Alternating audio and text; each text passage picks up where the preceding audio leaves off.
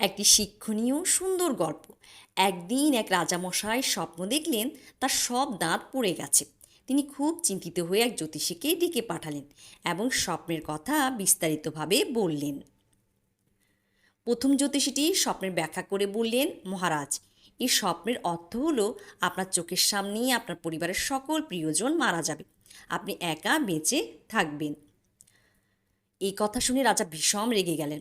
এমন অশুভ কথা বলার জন্য তিনি সেই জ্যোতিষীকে মৃত্যুদণ্ড দিলেন। পরে রাজামশাই আরেকজন জ্যোতিষীকে ডেকে পাঠালেন এবং একই স্বপ্নের কথা বললেন।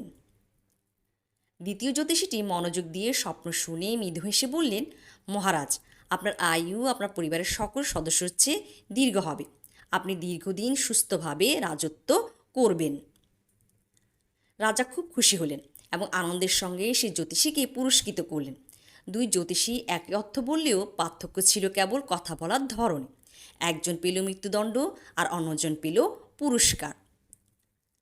তাই বলা যায়, কথা বলার ভঙ্গি পারে আপনার ভাগ্য নির্ধারণ করতে। মধুর ভাষণ মানুষের হৃদয় জয় করে, আর তির্যক ভাষা আনে বিপদ।